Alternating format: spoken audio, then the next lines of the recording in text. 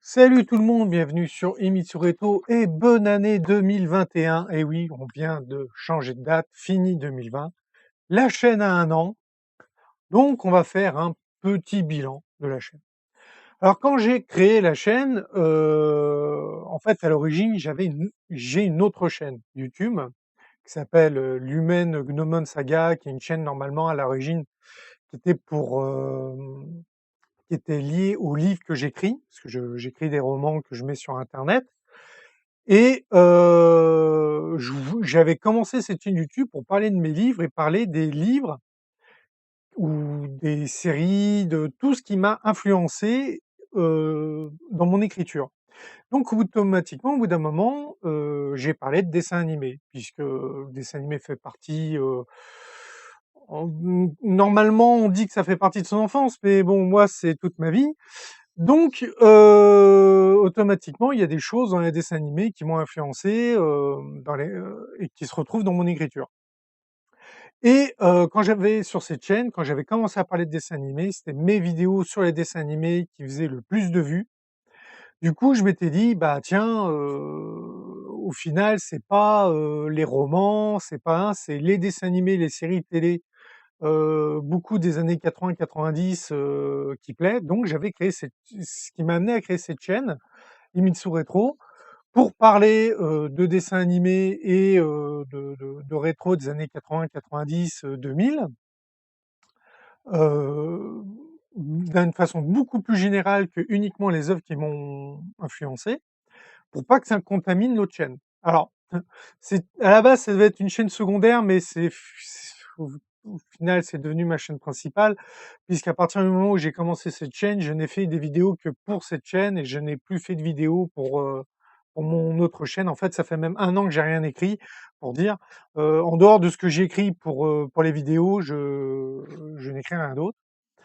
Donc, il y a quelque temps, début décembre, j'avais fait une vidéo pour dire, bah tiens, pour la vidéo d'un an, je ferai une FAQ si vous avez des questions à poser, choses comme ça, de mettre en commentaire.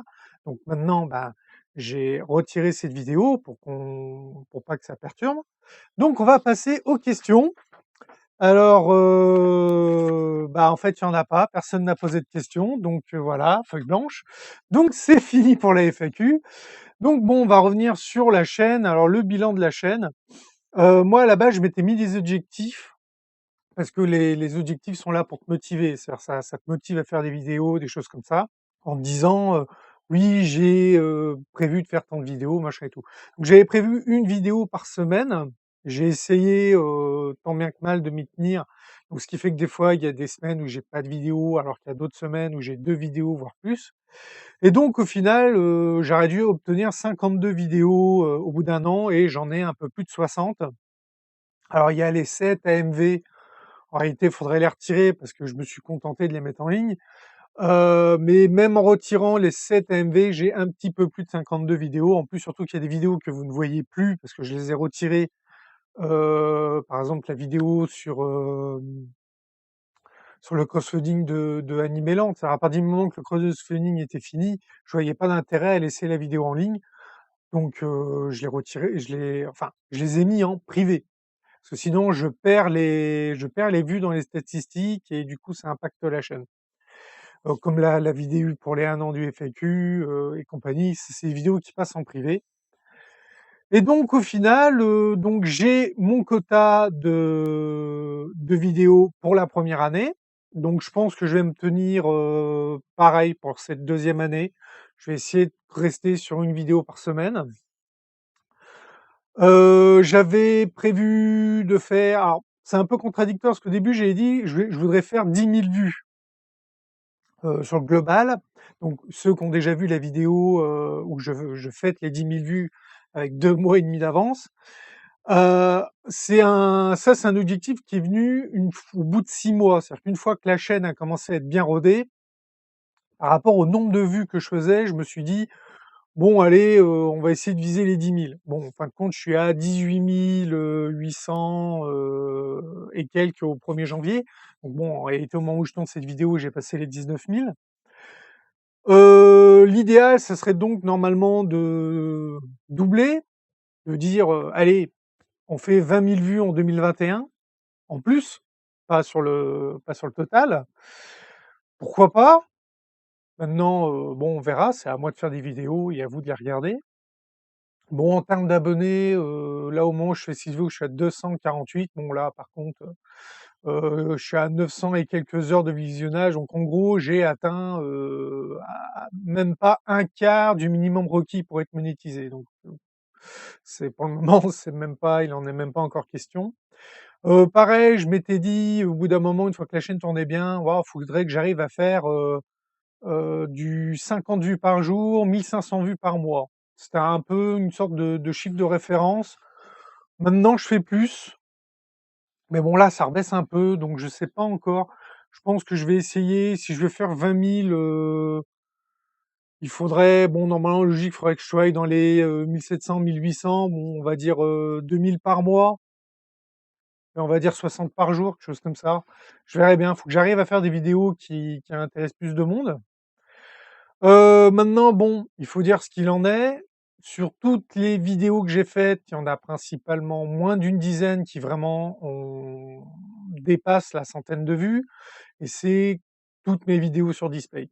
Alors oui, j'ai encore une vidéo sur Displate de prévue, mais elle prend beaucoup de temps parce que j'ai des problèmes avec Displate. En fait, je voulais faire une vidéo, sur le bilan faire un bilan du Black Friday, sur Displate. Parce que Displate a fait un Black Friday pendant une semaine avec, des grosses promotions, et je voulais un peu parler de comment moi ça va impacter, mon compte Displate au niveau de mes ventes et compagnie. Donc, oui, ça a été génial. J'ai vendu, en une semaine le double de ce que j'avais vendu le reste de l'année, donc c'était top. Puis du coup, comme je m'étais approché de cette fameuse limite des 50 $ pour pouvoir demander un virement, je m'étais dit: «Tiens, au lieu de faire 2 vidéos, je vais en faire qu'1. Je vais attendre, donc les 10 jours de validation, d'obtenir ces 50 $ et faire la demande de virement pour pouvoir expliquer comment ça se passe». Et le problème, c'est que ça fait un mois que je suis en galère, je n'arrive toujours pas à faire le virement parce qu'à chaque fois que, en fait, il faut enregistrer des informations parce que, il y a c'est du droit artistique, donc il y a une déclaration aux impôts. Donc comme bon, c'est Displate, ils sont, en Pologne, je crois, et il faut leur dire, donc faut donner ton numéro d'impôt, machin et compagnie, et c'est donc déclaré aux impôts. C'est-à-dire qu'en plus des 23 que Displate prend et de toute, promotion, donc qui t'impacte encore ton chiffre de vente, il y aura l'État français qui prendra sa part. Et donc le problème, c'est que mon dossier ne se valide pas. À chaque fois, j'ai une erreur, et du coup, ça va donner, quand j'arriverai enfin à obtenir, l'argent,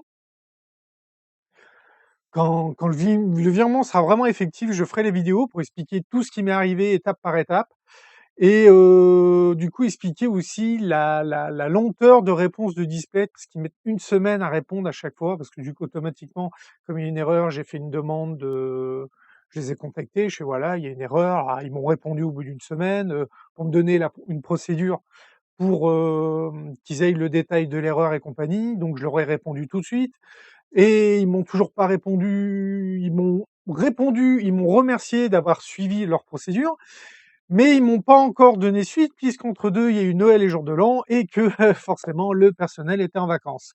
Donc j'ai toujours pas de réponse. Enfin bref. Donc oui, il y a une autre vidéo Displate de prévue. Maintenant, pour ce qui est des vidéos de la chaîne, faut que je me remette sur mon cycle de Leiji, Matsumoto, donc le papa d'Albator, de parler de ces autres séries qu'on a eues en France.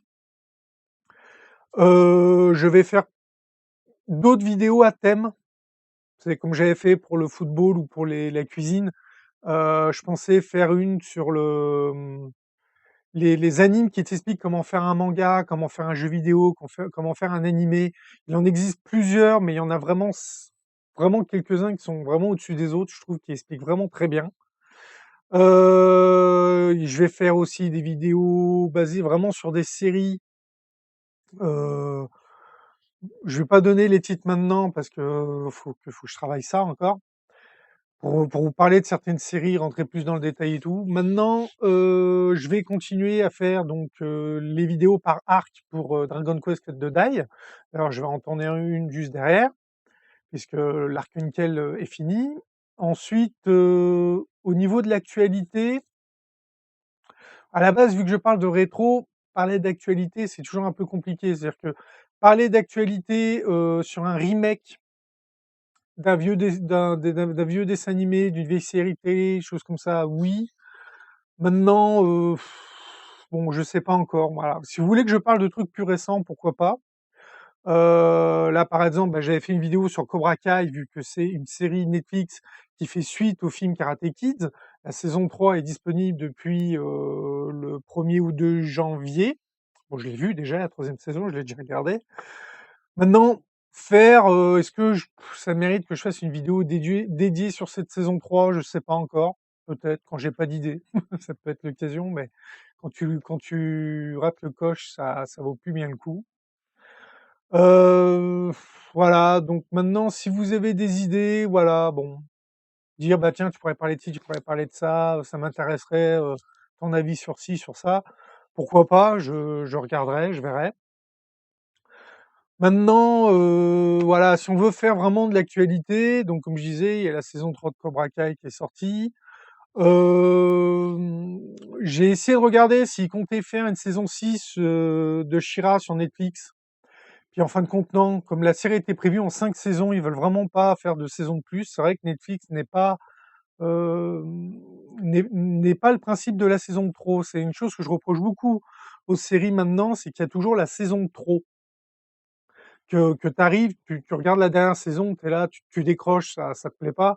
Et eux, non, quand ils disent: «On prévoit tant de saisons», en général, ils s'y tiennent. Faut vraiment qu'il y ait un gros bourg des fans derrière pour qu'ils fassent plus. Vous prenez par exemple, Lucifer, qui était prévu, en 3 saisons, donc les fans, «Ouais, voilà, faites, plus, machin». Ils ont fait une 4e saison, maintenant il y a la 5e saison qui est en 2 parties, enfin bon. Mais voilà, c'est parce que derrière, il y a la communauté de fans qui a vraiment montré vouloir une suite. Pour revenir à She-Ra, donc ils feront pas de saison 6, même si la fin permet de continuer. Ils ont dit: «Non, non, il y aura pas de saison 6», et en même temps, j'ai fini par trouver pourquoi. C'est qu'ils vont faire le remake de Musclor, Iman, donc le frère de Adora. Donc automatiquement, ils vont prendre la bascule au succès de She-Ra pour dire: «Bah, voilà, vous avez aimé le remake de She-Ra, bah, voilà, voilà le remake de Musclor». Bon, on verra bien. Moi, Musclor, c'était pas trop ma tasse de thé, mais enfin, mais en même temps, She-Ra non plus, et j'ai adoré la version Netflix, donc on verra bien. Il faudrait que je fasse une vidéo sur les dessins animés Netflix, vraiment programme original Netflix. Il y en a certains qui sont vraiment très bons. Il y en a beaucoup que j'ai aimés. Heu, maintenant, bon, bah, voilà. Bon, il y a One Piece qui vient de passer le chapitre 1000. C'est un événement aussi. Très peu de séries manga ont dépassé les 1000 chapitres. C'est pas le premier, hein. Sur lequel vous vous dites: «Oui, maintenant», c'est pas le premier. Vous prenez Détective Conan, ils en sont à 1066 au moment où je fais cette vidéo. Donc One Piece n'est pas la première série à dépasser les 1000 chapitres. Il ne sera pas la première série à dépasser les 100 tomes. Il y a déjà eu, je crois même qu'il y a une série qui doit faire plus de 200 tomes au Japon. Enfin bon, après, il faut voir au niveau du Jump. Il faut voir au niveau des records du Jump, parce que peut-être que le Jump, que le Shonen Jump, en général, ils ont leurs propres records. En parlant de records, si on veut continuer sur de l'actu, il y a le Gundam géant à l'échelle 1 qui est au Japon. Donc il faut savoir qu'il en existe 2. Il y a le RX-78, qui est donc le premier Gundam, qui vient de la première série Gundam, et le Gundam Unicorn, qui a été fait, nôtre. Et en fait, le RX-78 vient d'obtenir 2 records du monde. Il est donc le plus grand robot à forme humanoïde, et le deuxième, je m'en rappelle plus. Il a un deuxième record, mais c'est pareil, c'est vraiment des tu un peu l'impression qu'ils ont créé ces records, limite pour lui, quoi. Donc c'est bon, on verra bien. Mais il faut savoir que ce ne sont pas les seuls. Il existe en Chine, ils ont voulu faire pareil, et sauf qu'ils ont pas fait un Gundam, je crois ils ont fait un Zaku, donc le Zaku est un peu plus petit. Mais bon, voilà, c'est des choses comme ça. Bon, je vais arrêter là pour cette vidéo, parce qu'à la base, c'était juste pour faire un petit bilan de la chaîne et vous souhaiter une bonne année. N'oubliez pas, partagez, commentaires, le pouce bleu, abonnez-vous, c'est important et n'oubliez pas de continuer à suivre la chaîne. Bye!